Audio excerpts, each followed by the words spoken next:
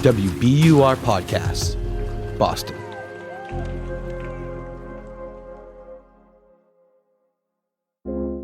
I'm Daryl C. Murphy, and you're listening to The Common. Barbara. It's concerning, but we will prevail. I think we are prevailing. Yeah. So for folks who want to know what we're talking about, I'm just going to jump right into the first question and ask you, what is PFAS? Oh, what is PFAS? Yes. So PFAS are this whole group of thousands of chemicals that were invented in the 1930s. And they all have a similar chemistry. And what it does is it makes them really useful for all kinds of things. They make things stain resistant and water resistant. And because they're so great, they've been used in tons and tons and tons of products since the 1950s, right? So they're in stain-proof clothing, and they're in waterproof food wrapping, and they're in firefighting foam, and they're in tons and tons of consumer products and things we use all the time. And it's still being used today. Well, I ask you that because we're going to be talking about PFAS quite a bit for these next 2 days, starting now. Yeah. How it's in our environment and our bodies. And today we're going to start with our environment. Yeah. The PFAS in our environment. Yeah. Specifically, our water supply. Yes. So tell us, how does PFAS get into our water? Okay. So it's in, like I said, it's in all of these products and things. And one of the main things it's been used in is firefighting foam, right? Yep. So this is where people started to see it getting into water, right?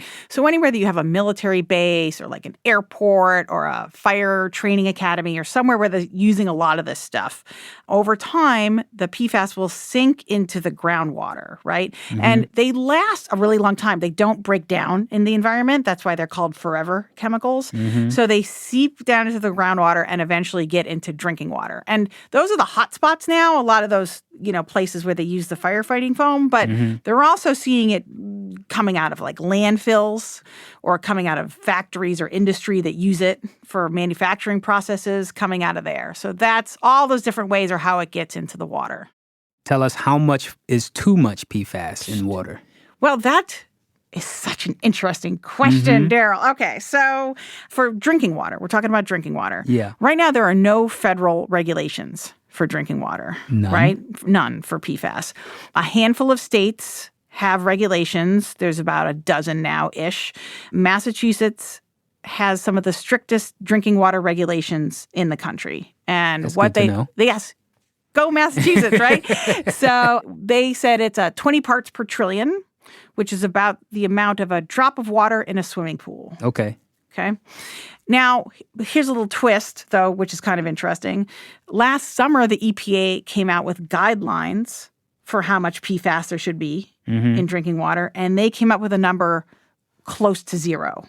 So they said this stuff is actually like really bad. But they still don't have any laws, and they're supposed to come out with a regulation in December, and it hasn't come out yet. So they say now the EPA is supposed to come out with a regulation next month. And because they said these guidelines so low, they think it's going to come out really low. Okay, so if a city's water supply has unsafe levels of PFAS, how can they fix it? Yeah, this is the good news. Okay. Is that it is fixable. So Barbara, come through with the good news. So in Massachusetts, they started testing all the water systems in 2020. And I think 170 water systems had levels above the legal limit for Massachusetts. Yeah. And so as soon as you get that, you got to shut the water off or change the water or whatever. So almost all of them have fixed it now. And there's different ways to fix it. You can either shut off the water source and use a different one, or you can put in these big charcoal filters, and that will filter out the PFAS. So is that like a giant Brita filter? It is. It is exactly like a giant Brita filter. Okay. Yes. See, nobody thinks that's funny, though, when I say that to water guys. Anyway, so I'm glad you came up with it. The problem with this is super expensive, right? So in my story, I went and looked at this one town, Littleton, which is about 10,000 people. It's a pretty small town. And they have spent so far $30 million to deal with the PFAS, right? And like their usual water budget is like $4 million or something. Wow. Yeah. And that's if you look at like every town in Massachusetts probably going to have to do this. It's just a ton of money. So what they've had to do there, they've got some grants, they got some state money and stuff, but they had to push a lot of the costs off onto water customers for like, I think it's like a 30% rate hike over time. I actually talked to the general manager of the water department. Here's what he told me. It's a lot of money. It's a strain, especially during these economic times. And people are pulling at everything to try to pay their bills. But they understand this community is always, willing to pay for clean water. That was Nick Lawler with Littleton Light and Water. They must have money out there in Littleton. They don't. Damn. Yeah. Right. Let's say there's a situation like that where in Littleton, folks don't have a lot of money to eat a 30% increase to their water bill. Is there any help that's available, say, from the state or federal government who might be able to supplement? That's a great question. Not yet. There's a bill, a big bill, and a couple smaller bills in the legislature now that will create like a PFAS trust fund to help with this, to help towns and communities deal with these costs, right? There is some money coming in from the EPA to help for these cleanup costs, and that could help reduce it. So there are like some money coming in, but it's not like the EPA yesterday, they announced that they're going to give Massachusetts $38 million. And you just said there was a town that had to spend $30 million for the Big Brita. Exactly.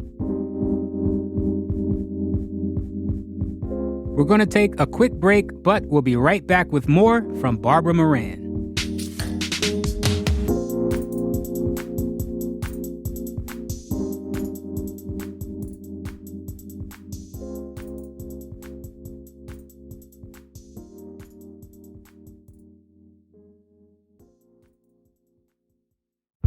Did you kill Marlene Johnson?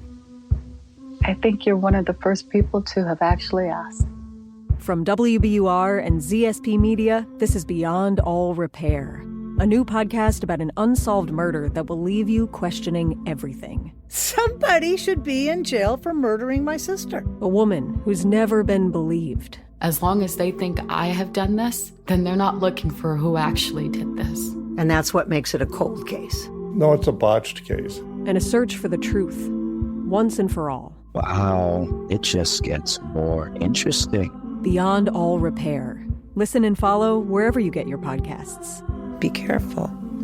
You're digging in a place that's been very peaceful for a while. Do it anyway. Dig.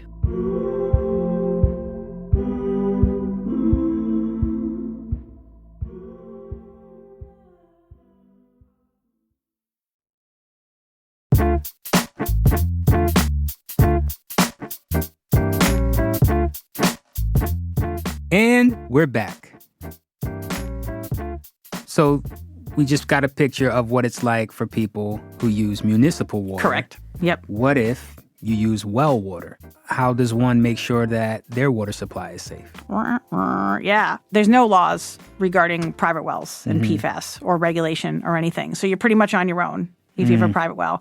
There's about 500,000 people in Massachusetts that have private wells. I was like, well, this is interesting. I wonder if people test. What do they do? So I went out to Stowe, Massachusetts. I went there because the whole town, everybody's on a private well. And I did talk to this one guy, Bill Watcher, who's lived there for like 30 years.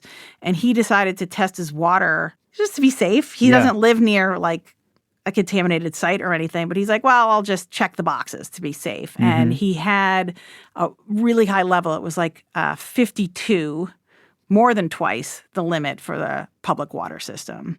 I mean, you've lived here for 37 years, and you've brought up 2 children here, and so you don't know what the long-term health implications are for all those years of drinking maybe tainted water. So Bill tests his water, and it's twice the legal limit. Yep. What do you do if you're in his situation? Yeah. So he didn't know what to do, right? Because there's no rules for private well owners in the town or the state or anything. So he just like went on the internet.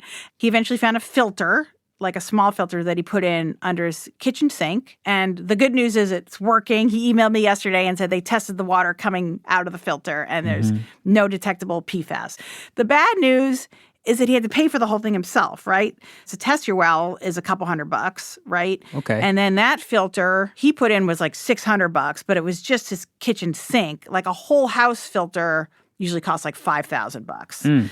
So there is this PFAS bill they're trying to get passed in the state will set aside money for private well owners to pick up some of that tab. But, there's a lot of private well owners. This is kind of interesting that don't test or don't want to test. And one reason is they can't afford it or don't want to pay for that, right? And the other reason is like they don't want to know because they're afraid it's going to lower the value of their house, right? Or they're afraid, if it turns out they're contaminated, maybe they're going to get sued by their neighbors for contaminating other wells or something. You know what I mean? They're scared of liability. If you own like a farm, people are really nervous, private well owners, about this whole situation. Who's responsible for this? Ultimately, the manufacturers are responsible, right? The big ones are 3M and DuPont. And Maura Healey, when she was Attorney General, had a lawsuit against them and other manufacturers of firefighting foam. They are being sued by everyone. Right now, it's a lot of finger pointing going around. Like, your fire station contaminated my well, so the fire station that's got to pay for it. And the fire station's like, hey, it wasn't us, man. It was the foam. Yeah. You got to sue the foam people. And the foam people are like, it wasn't us. It was the chemical company. You know what I mean? Yeah. So it's like a lot of all that going around. And I think that's going to be going around for a while as the people see the cost of this, And what seems to make it complicated is that PFAS serves these functions that are very helpful. I mean, how can you be mad at the firefighters for using fire foam to put out fires? Right. That's the thing. It's great. And then the problem is you don't want to replace it with something just as bad. Yeah. You know what I mean? Which keeps happening. These regrettable substitutions, Well, I wonder, is there a way for us to continue to use PFAS but contain it so it doesn't contaminate our water supply and our bodies, basically? There is some discussion in that when you're banning these products, that you allow it to be used in a small number of necessary products, like, I don't know, probably medical applications.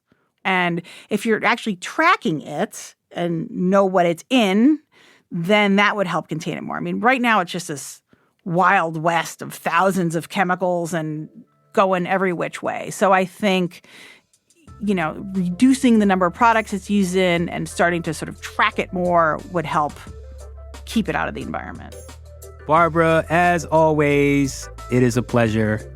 Thank you so much for telling us about PFAS and just helping us know more of our environment, the world around us, and how we can perhaps protect ourselves. Yes. Thank you so much for being interested, Daryl. I appreciate it. Absolutely.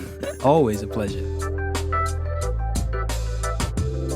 That's WBUR Climate and Environment Correspondent Barbara Moran. And make sure you check out tomorrow's show because we'll be talking more about PFAS and how it can impact our health. And that's our show for today. Make sure you hit us up on Instagram or Twitter at WBUR The Common, or send us an email at thecommon@wbur.org.